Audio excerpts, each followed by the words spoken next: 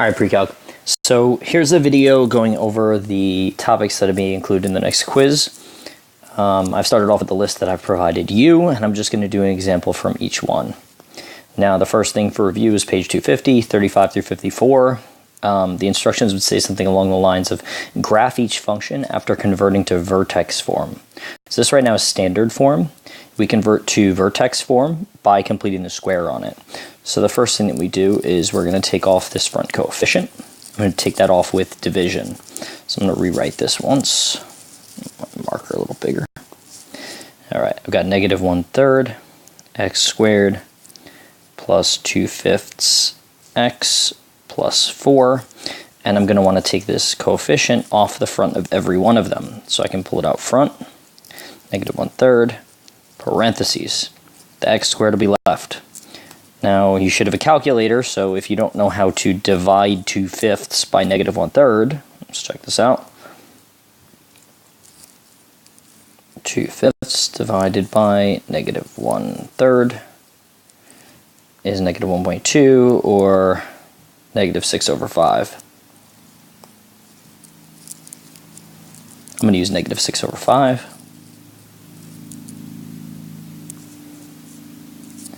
And then off of the 4,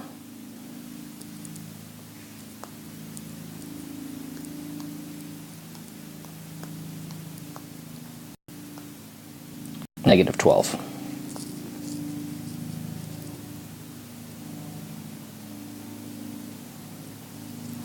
Now, you could have also, if you wanted to, and I'll start right back here again, okay?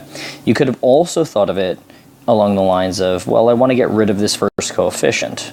The first coefficient's ugly, so how do I get rid of a negative 1/3? Well, I can times everything by negative 3.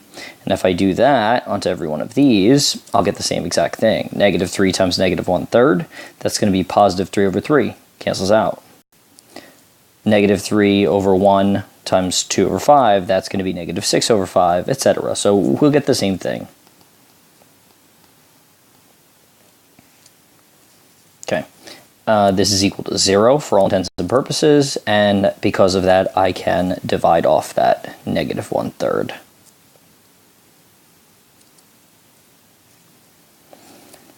So what I'm left with is x squared minus 6/5x minus 12 is equal to 0. I want to complete the square on it, so what I'm going to do is I'm going to move the 12 over, move that over with addition, minus 6/5x equals 12. I'm going to take the 6/5 to the sidebar. Negative 6/5, what do? We divide by 2, and then we square. So dividing by 2 is the same thing as multiplying by 1/2, so I'm going to do that. Negative 6/10, which is also negative 3/5. That's my important number. And now negative 3/5 squared.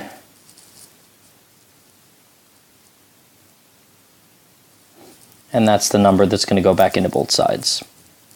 Plus 9/25 plus 9/25. This left side becomes x minus 3/5 squared. And that's equal to, well, I can pull this into my calculator, 12 plus 9/25.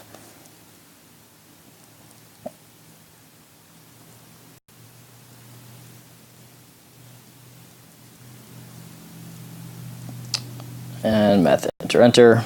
That's 309/25.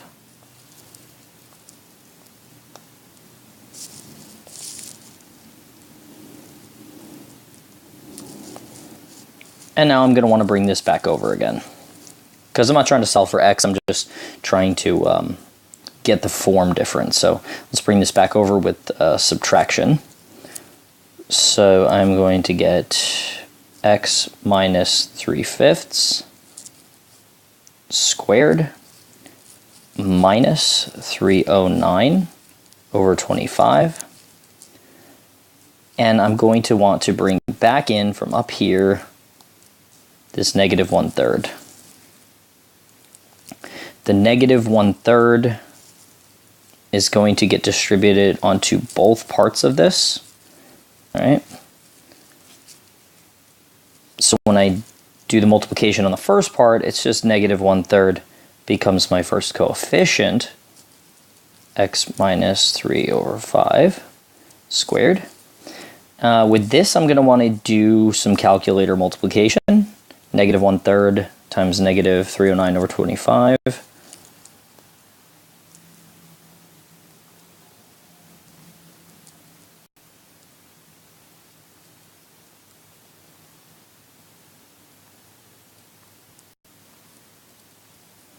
And I get 103 over 25.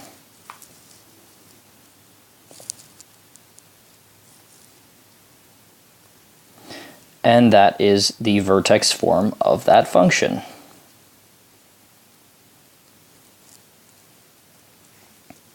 Now, in order to graph this, I can do a couple of different things. The first thing I should be able to do is describe what the shifts are. This right here is right 3/5.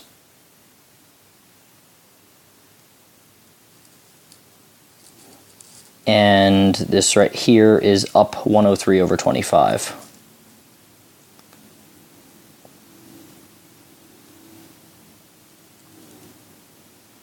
Those are the only things that matter as far as the vertex goes. So this is a vertex of 3/5, comma, 103 over 25, both being positive because it's right and up. And if you wanted to know what this looked like on a graph, we can go to our calculator and find the decimal approximations. This is approximately 0.6, comma, 103 over 25 is 4 point something. Oh, 4.12. I just did that.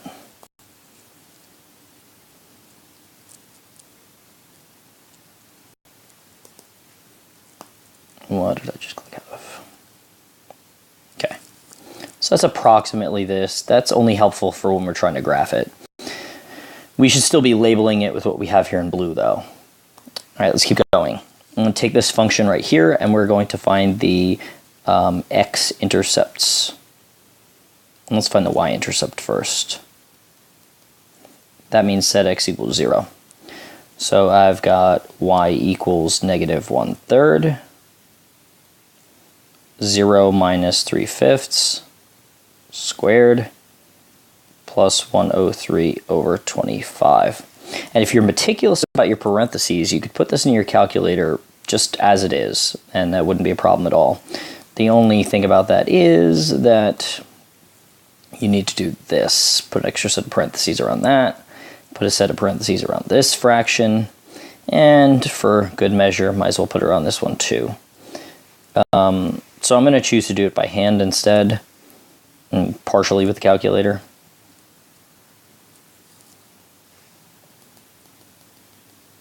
All right, so 0 minus 3/5 is negative 3/5. Squared is going to be, let's see,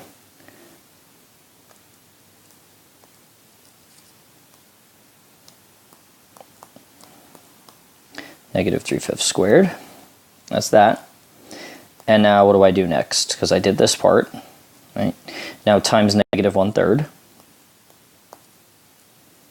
So the answer times negative 1/3. That's that. And last but not least, I have to add 103 over 25 to it.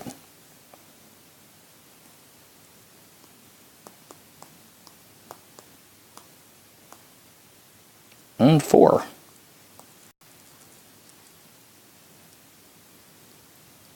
So what are my points? I get that y equals 4 and x equals 0. So the point 0, 4 is also going to be on here.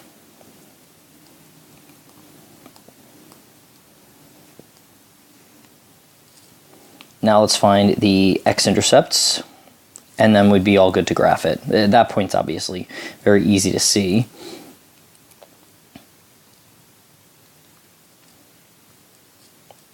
So 0 equals, oh, by x-intercept, by the way, means that we set y equals 0.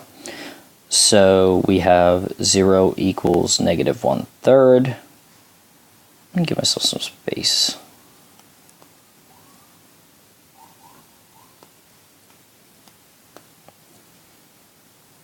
x minus 3/5 squared plus 103 over 25. Now we're going to solve for x. So how do we do that? The first thing we have to do is move this over with subtraction. So I'm going to get negative 103 over 25 is equal to negative 1/3 x minus 3/5 squared. My next move is that I need to get rid of this coefficient on the front. How do I do that? It's attached to multiplication, so I'll divide. So when I divide this off, I'm going to use my calculator.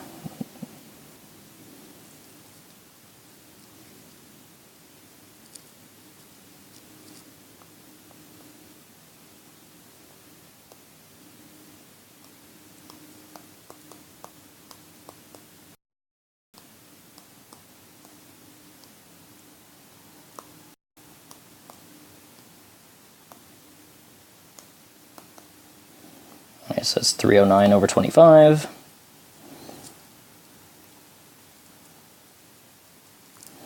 Is equal to x minus 3/5 squared.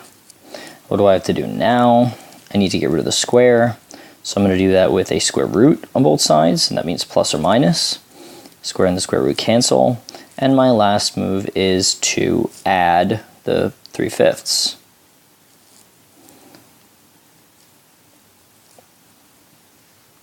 So now I'm getting that x is equal to 3/5 plus or minus the square root of 309 over 25.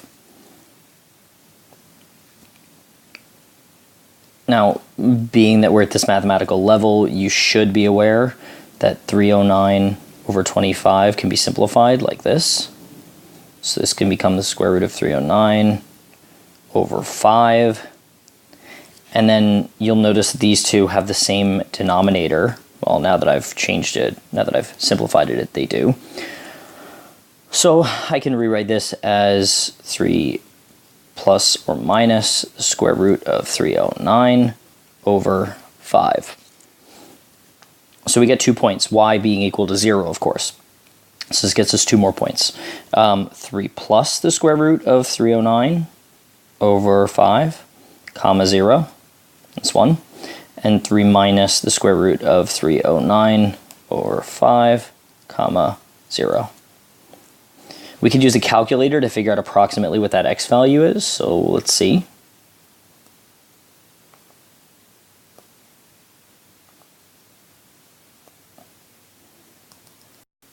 Three plus, let me make that parentheses, 3 plus the square root of 309 over 5, and that's 4.1. Oh, goodness. And that's negative 2.9. 4.1 and negative 2.9.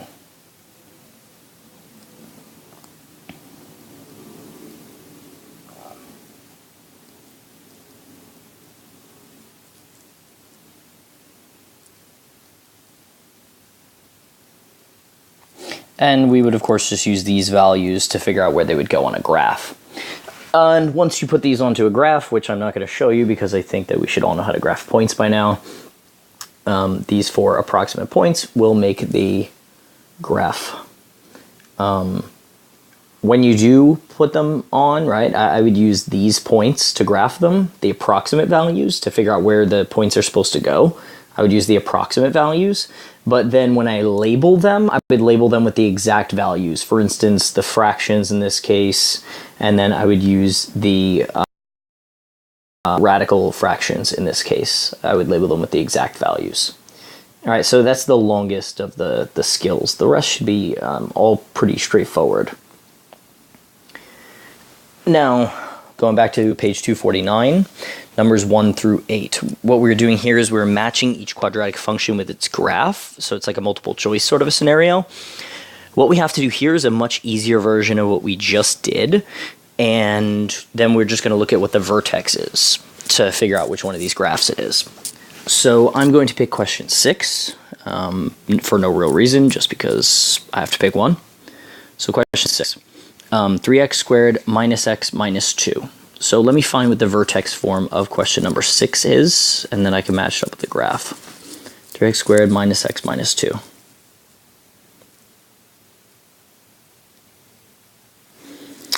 And I've decided to just write the 1. So what I'm going to do first is I'm going to divide the 3 off of everything. So 3 comes out front. I get x squared minus 1/3 x minus 2/3. Set that equal to 0, and then I can divide off the 3. Now I'm going to want to move the c term over because my goal is to do completing the square. So I'll move that over with addition. So I've got x squared minus 1/3 x equals positive 2/3. I'm going to take the negative 1/3, the b term, over the sidebar. So negative 1/3 divided by 2 is the same as times 1/2, so that's negative 1/6. Okay, that's my important number. And then I'm going to square that. Negative 1/6 times negative 1/6 is going to be positive 1/36. So that's what gets added back in, plus 1/36 plus 1/36. The left side is already figured out. This is going to be x minus 1/6 squared is equal to. You can use your calculator for this part if you want. You could just calculator that. But what I'm going to do instead is I'm going to say, well, multiply this by 12 and this by 12. And now they have the same denominator. So this is 24 plus 1 is 25. So 25/36. And I'm going to bring it back over to the left. So this is x minus 1/6 squared minus 25/36.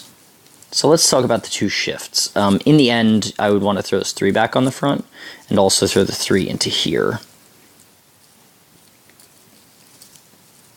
so that 3 gets put onto both terms. So I get 3 parentheses x minus 1/6 squared. I'll make those vertical fractions. And when I multiply 25/36 by 3, I'm going to get minus 25/12.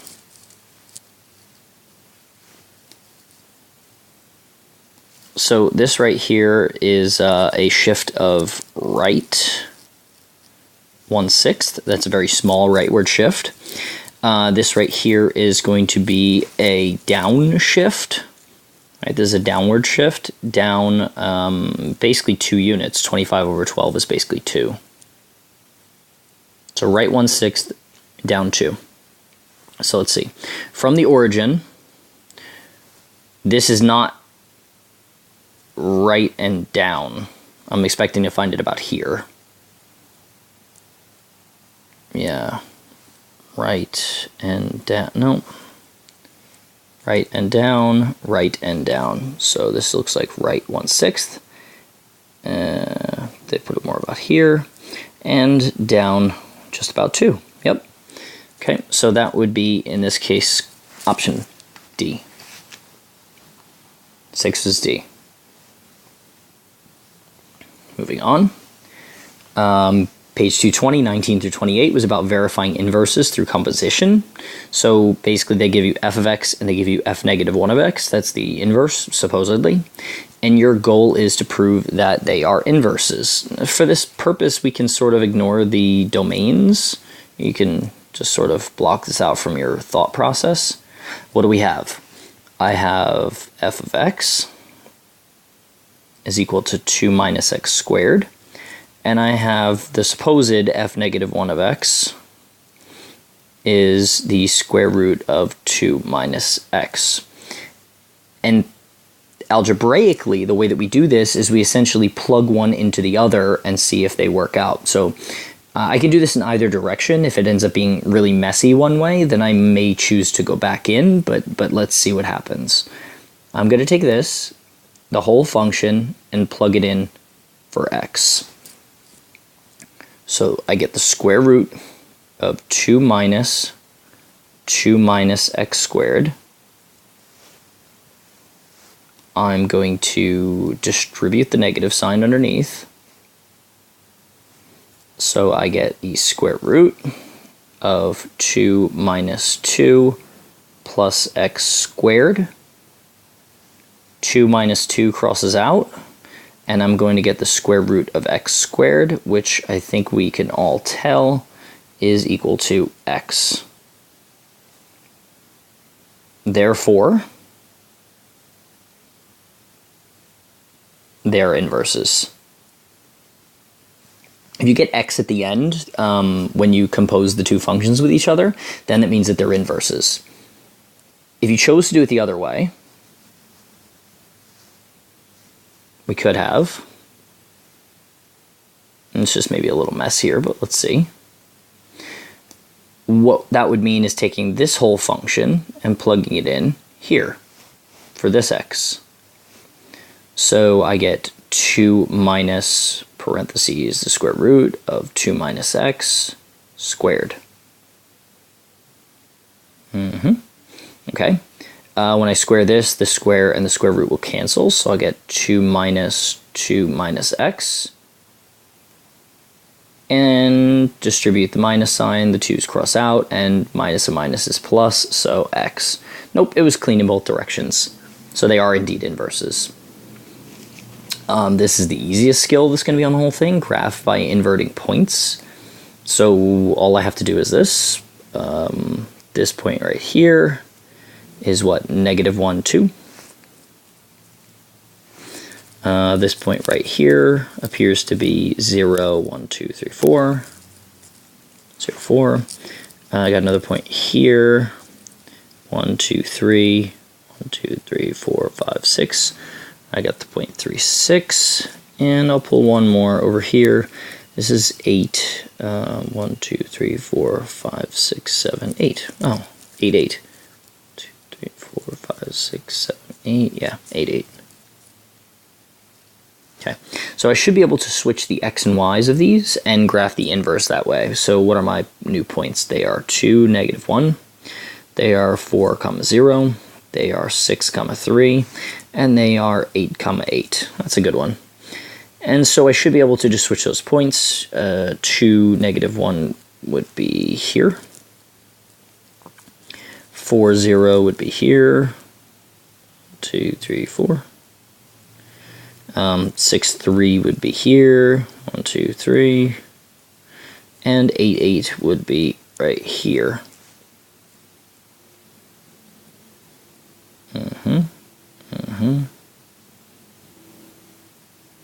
And when I connect all these points, you should see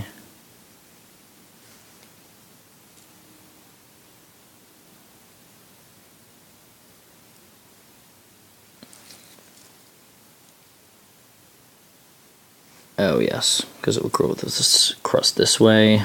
And then let me erase this arrow because it shouldn't be here. There we go. And you should see that these are reflections over the line y equals x.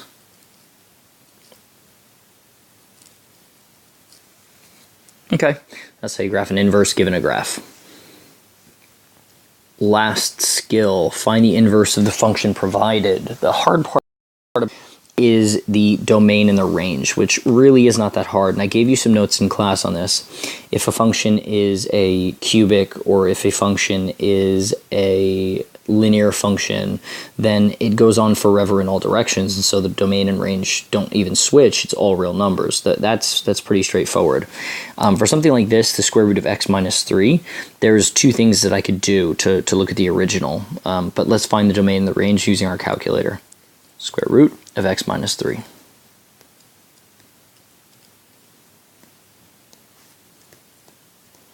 I'm going to go to zoom, and I'm going to choose zoom standard because I think that that's a good standard window. All right, Now, it looks to me like, because I've seen a lot of these, I know that this is going to go up forever on the right-hand side, and it's going to go to the right forever as well. So up forever, right forever. But it only goes y values of 0 and upward, and it only goes x values of 3 and to the right, right? So 3 and up. So my domain is going to be from 3 to infinity. My range is going to be from 0 to infinity. All right. So my domain from 3 to infinity, and my range, which is my y values, is going to be from 0 to infinity. Now let me find the inverse of it, and that's pretty straightforward. So let's this is really just a fancy way of writing y. So let's switch x and y. So x is equal to the square root of y plus minus 3. I'm going to solve for it by squaring both sides, because I'm trying to get y by itself. So then let's add 3 to both sides to cancel this out. I'm going to get x squared plus 3 is equal to y. And what else switches? These two do. So for this one, the domain is 0 to infinity, and the range is going to be from 3 to infinity. And if I choose to graph this, you'll see why I need to restrict the domain. Y equals x squared plus 3.